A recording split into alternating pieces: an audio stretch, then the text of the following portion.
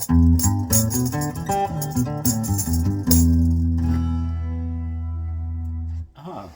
welcome to my stories.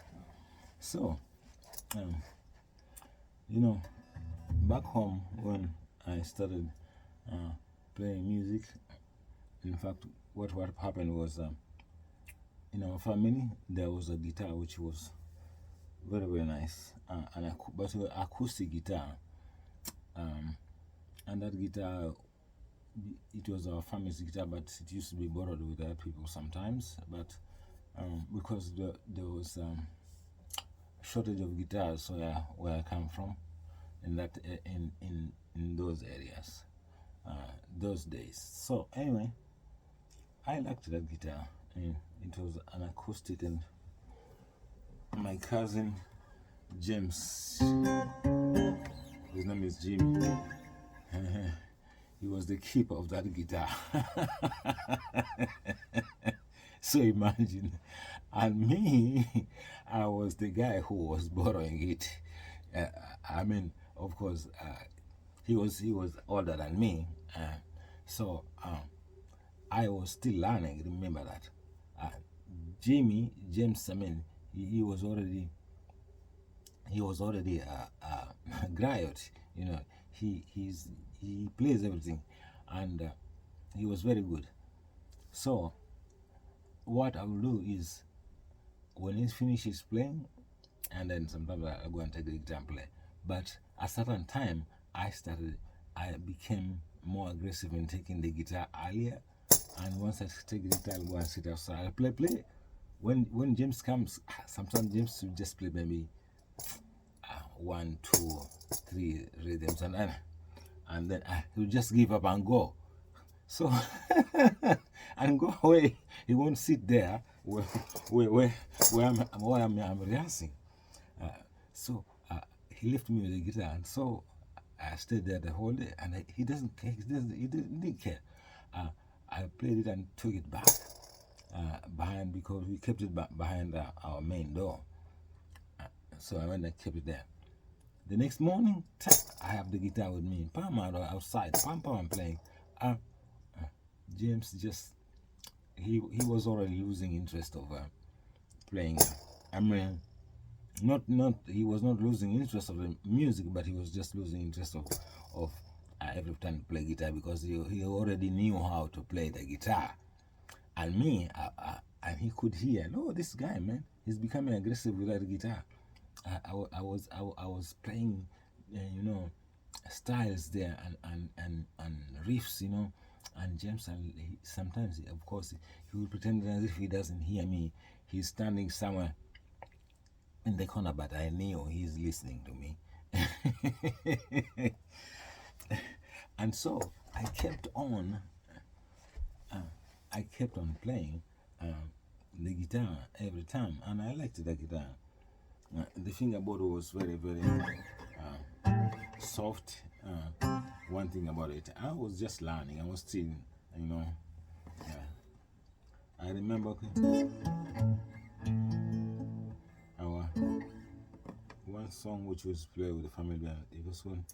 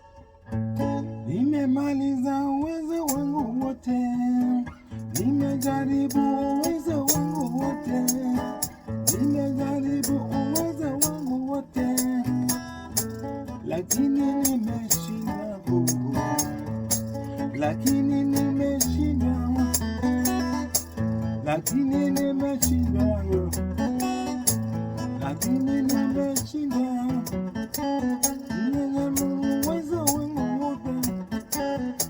And those days,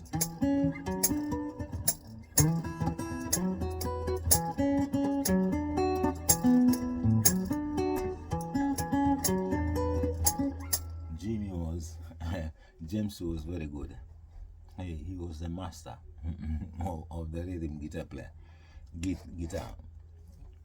Anyway, I played, and at certain time, meanwhile I was still learning, I came and taught one of my cousins to play bass from the same guitar, and he learned, and we had only one guitar, so I taught him, and later he became my best player in my band later. But by that time, when I was doing that, I was already playing with my family band, and my family band had taken recess. Now my cousins, some of them went this way, some went that way, and that's why James was not very interested with the guitar. Sometimes he would play and sometimes leave it. So, and me, I kept on.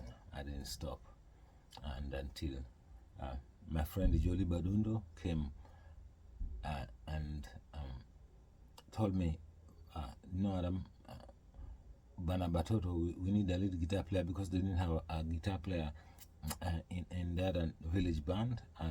He had left the band, so I went and started playing with another village band, and then our relationship grew up. At a certain time, me and Joliba, we left the village band too. Also, it seemed some of the musicians too were not very interested that much with. But anyway, with the village band also, we went and played in the city of Mombasa City in Kenya, and we were at city center, in fact, in a club called Bristol. Those days, that's the band the village band which I went with. It's called Bana Batoto. We left with it. From there, our leader name was Joseph Watsa, Joseph Zuya. He is also a cousin of Joseph Lipuka. Joseph Lipuka also, we used to be with him by that time, but Joseph Lipuka, then he got busy, and somehow I think he left us and then he went to Nairobi. We were doing, he went to Nairobi to visit his brother, Samson Lipuka, and then we were still continuing with our band in Mombasa, and so me and the others, we played at Bristol, a nightclub, and that time is when we got instruments from them mushrooms. So Joseph Watsa, who was Joseph Zuya, our band leader, the singer,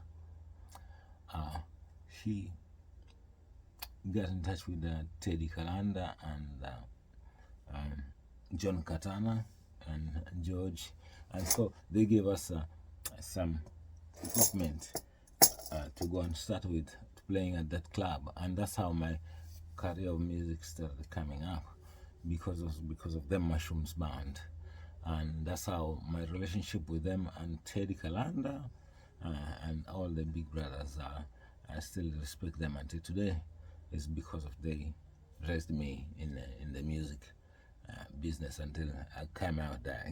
They didn't know they're raising up a little lion come out from there. Anyway, we played at Bristol nightclub.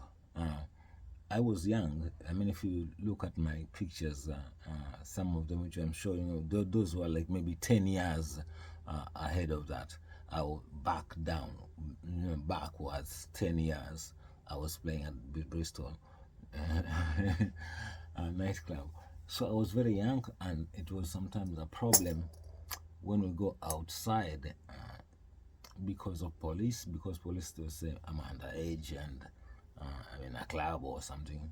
But in the club there too. There used to come some cops, but they saw me playing guitar there. They, they never believed it. The sandwich come there, and the band was very good. But they never asked me anything. Nobody asked me anything.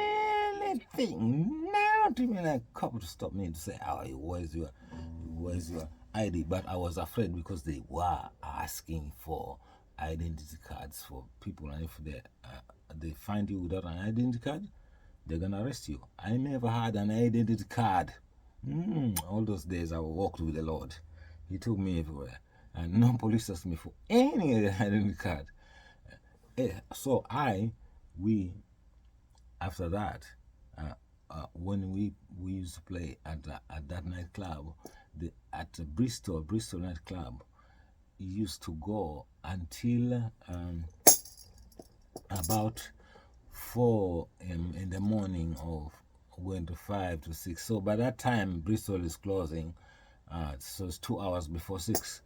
We are walking from Bristol Club to where you see they have the elephant tusks on the road. Yeah. If you have seen a map or a picture of Mombasa with elephant tusks and a road passing by, there used to be a club around there. That club used to be called Port Gate, because that road is going to the port. You know, the port which is at Kilindini, a harbor. We have a harbor there in Mombasa because of the ocean. And ships do come and load and dock. So that road goes to, it's called Kilindini Road, goes to the harbor. And in there, there's a garden called Uhuru, garden there where people sit, where there's elephant tusks, and the road is passing by their cars, people driving, going to the port or going to town. It's the places where tourists destination, and also they have people selling souvenirs for tourists, and it's so beautiful. There are stores too, also they're selling very beautiful clothings, and also a nice place to hang around. There's a huge garden, a botanic garden. I would say maybe like half a mile or 1 mile, just one huge botanic garden. And also the club was just beside the botanic garden. So, and that club was called Portgate Club. So Portgate Club used to go until 6 o'clock in the morning and 7. It was not, it never closed, okay? That place never closed. People be coming back who are supposed to be taking this shift or that shift, they're washing the place. Wow, you know, see everybody being kicked out. Go, the club is closed, and we need to wash here. And people are still playing jukebox, some are still drinking. It's going to 6 o'clock in the morning, man, and the sun is coming out soon. People are drinking and playing jukebox and playing ping pong and playing those, those jukebox, just the electronic games whereby you put money and you play ball, pinball, called pinball. And by that time, me, I'm on a couch in the corner there. I was hiding myself there to sleep because there were many people in the club. So we were waiting time so that the buses can start running, so I can go home.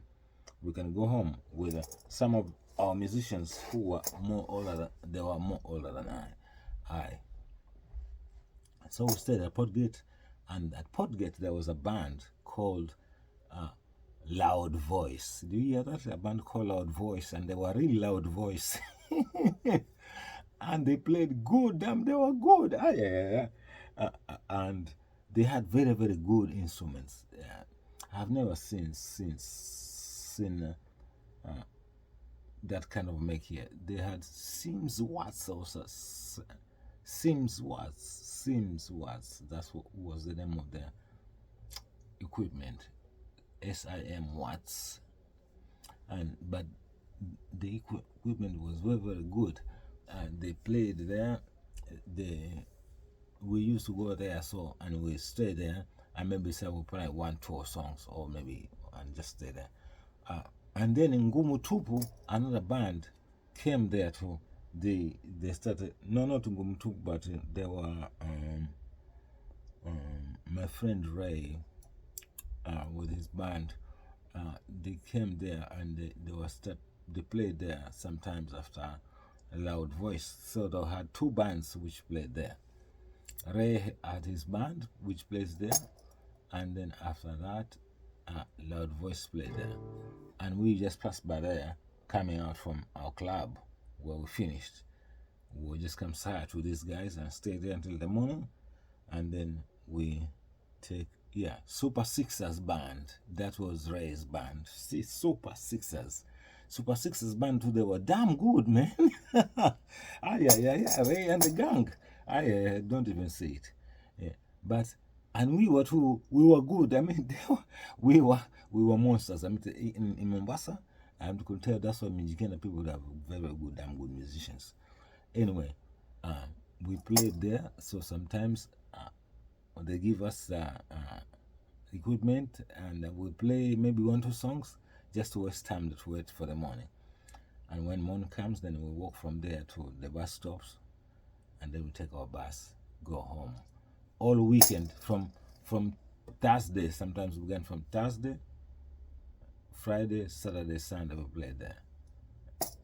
And if it's a tourist season, we begin from Tuesday up to Sunday. We are playing every night at Bristol Club, and at midnight, John Katana and the Mushrooms and Teddy Carrano, they will come there with their Nissan, and they stop outside and they come and talk.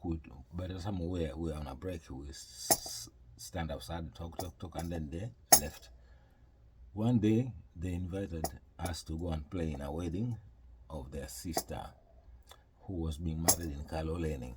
So my band went and played at the Mushrooms there in their village, in their villa. You see, I mean, the Mushrooms, we played in their villa, in their home village. We played for their sister's wedding. How old was I, you think? Look at my picture, which I put there, which I'm saying that time I was in Nairobi.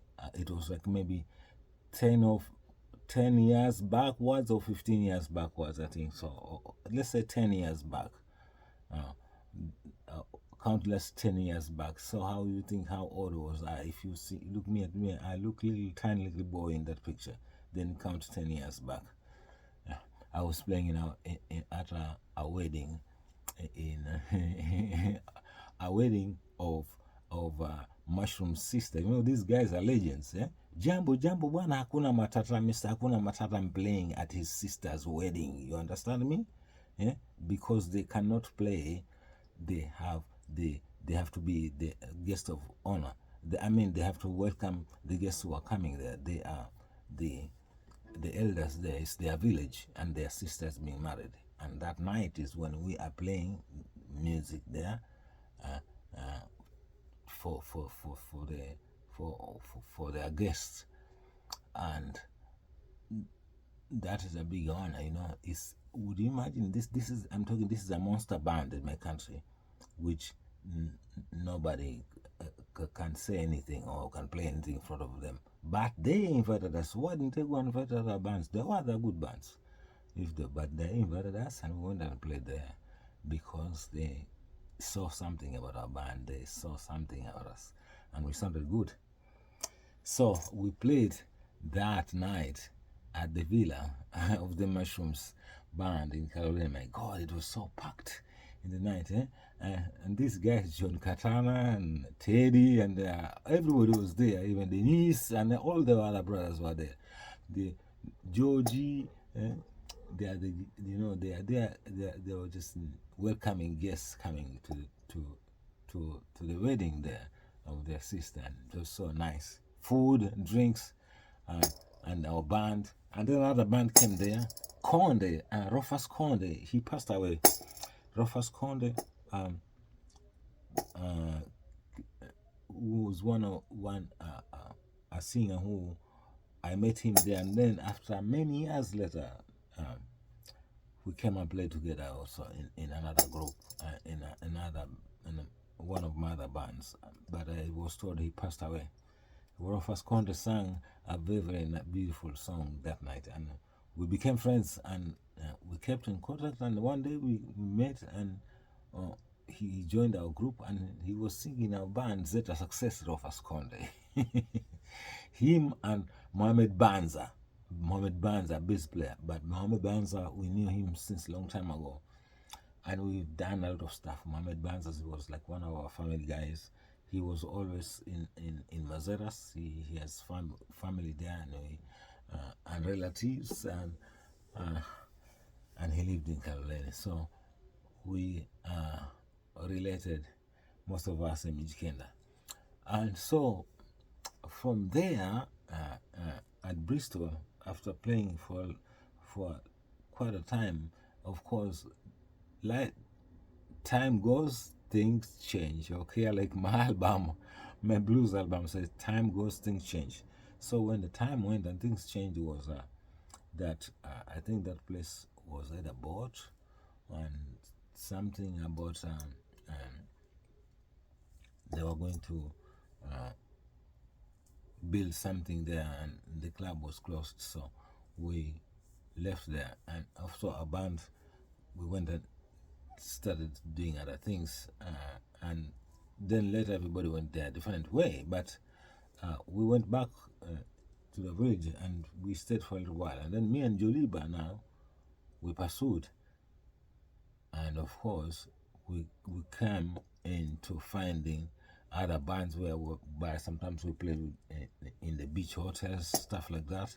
But these were not steady bands. They were just like a week band, or a jam band, as we call them, like that. And then after that,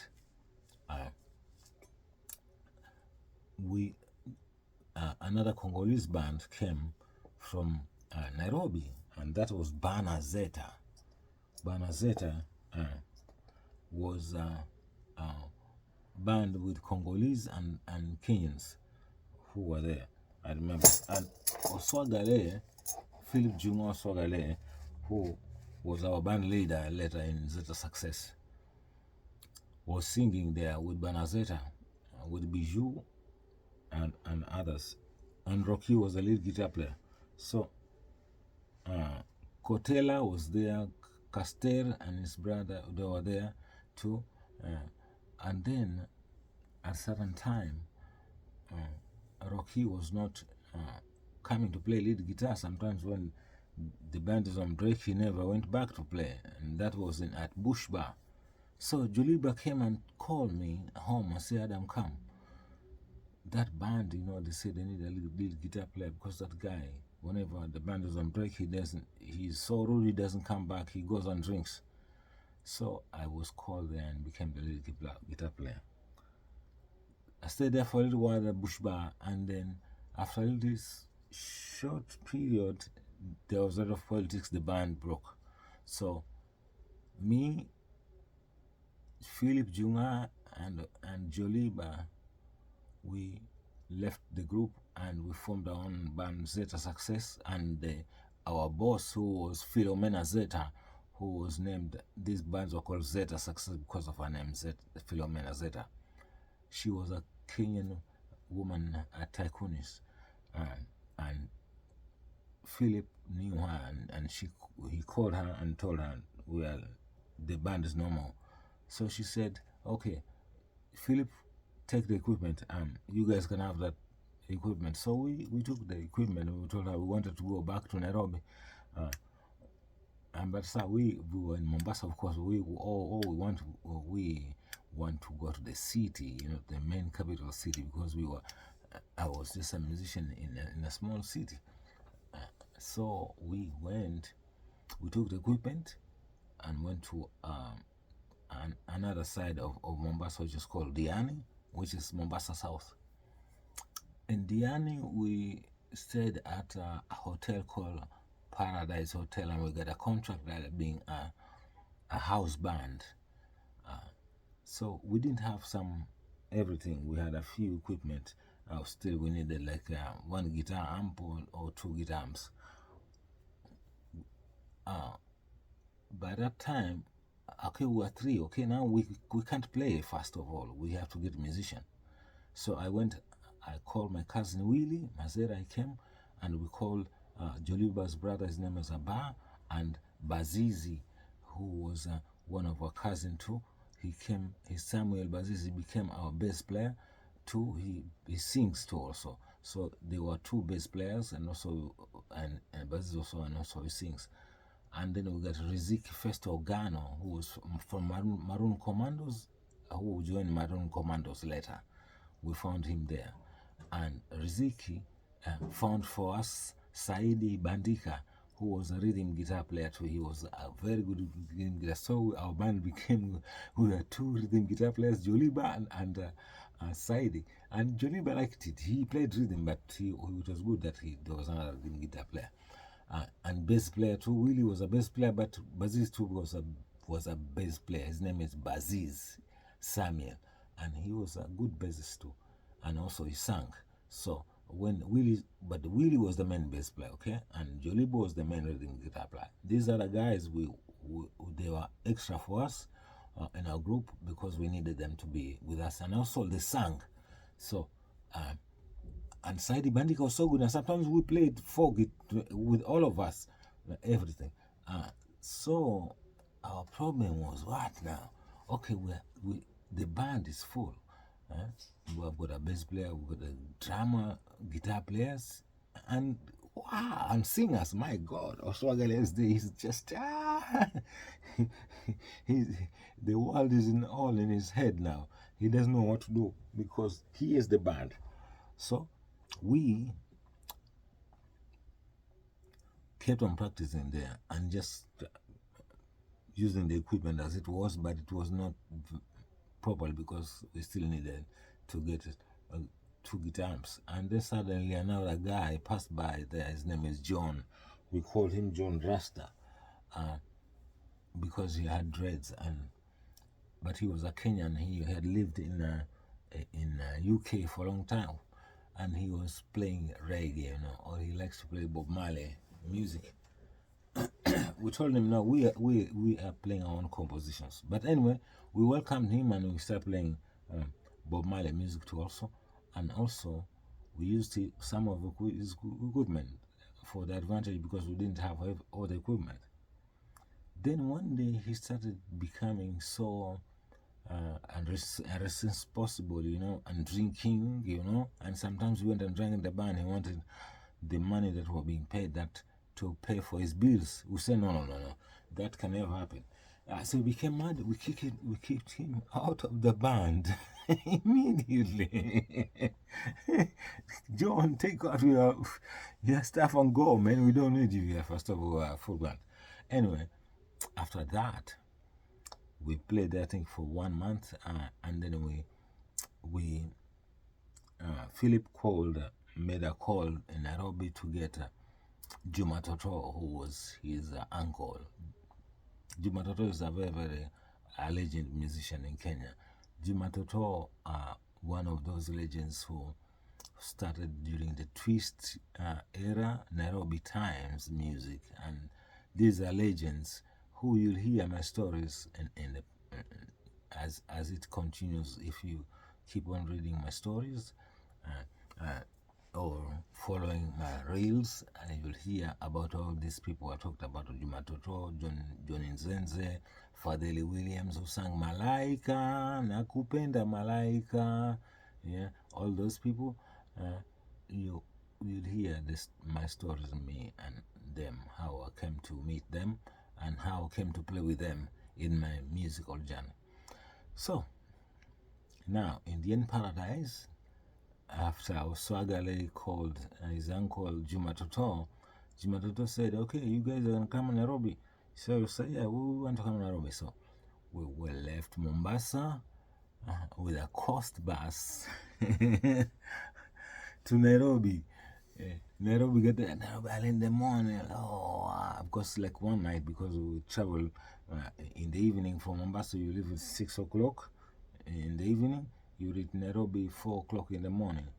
So anyway, we're just there waiting until somebody comes to pick us up. Maybe sometimes it's very close in the morning. We're going for breakfast, have some tea in a restaurant. You know how it feels like. We are new in the city. So here we go. Where do we live? Our apartment already, Juma had already found a place for us in Dandora Phase 4. And we had an apartment there, which was our headquarters, were apartments there.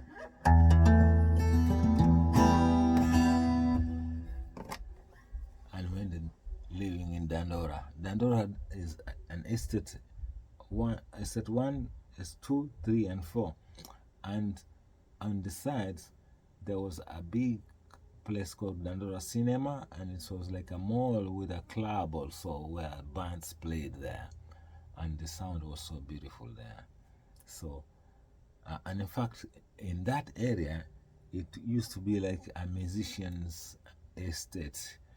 Dandora Phase 1, Phase 2, Phase 3, Phase 4. Mangelepa used to live in Dandora Phase 2, Orchestra Mangelepa. This is now another big band. And Shika Shika, I think they were in Phase 3. That is Moni Mambo. And you see, these are, I'm talking musicians who are very well known those days. And we used to meet them. We used to meet them in around there at Dandora Cinema sometimes, or around our area. We walk around, we'll meet musicians from different places. Musicians from Tanzania too. Les Wanyika, they had musicians there. Supu Wanyika, they had musicians too there. We used to see John Gereza. Sometimes we used to see other musicians from over Les Wanyika, like Sijalizua. We used to see him there.